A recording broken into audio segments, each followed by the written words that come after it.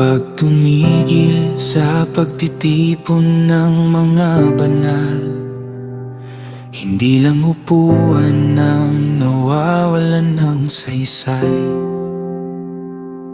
Unti-unting nanlalamig ang puso't isipan, parang apoy na dahan-dahang naupos sa hangin. May mga tinig na dati nagpapalakas, ngunit ngayon'y tila lumalayo sa landas.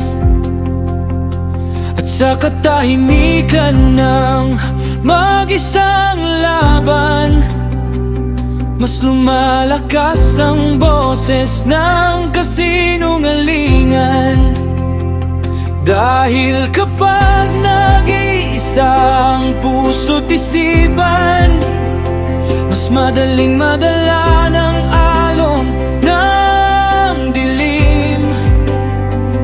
Pero ikaw, o Diyos, ang paalala na hindi kami nilikhang mag-isa. Huwag mag-isa, huwag humiwalay sa katawan ni Kristo na nagbibigay buhay. Huwag lumayo, huwag iwan ang lakad, dahil sa kapatiran tayo'y pinapalakas. Like a fire that needs another flame, like a body that cannot stand in pain.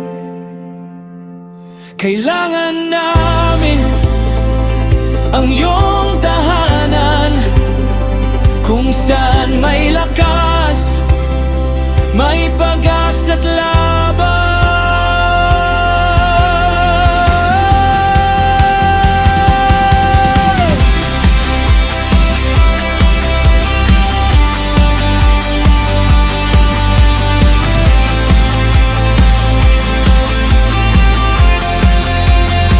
May mga sandaling tayo'y nanghihina, may mga laban na tila wala ng gana.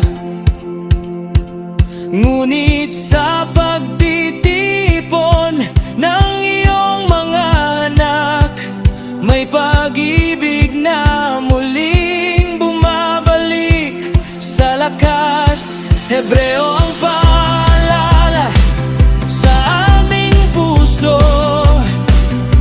huwag kaligtaan ng pagtitipon ng totoo.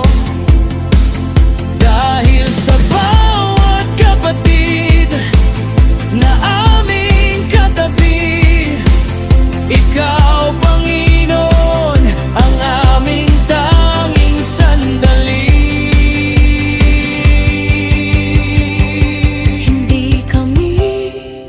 Nilikhang maglakak mag-isa, hindi kami tinawag para mag-isa sa dusa.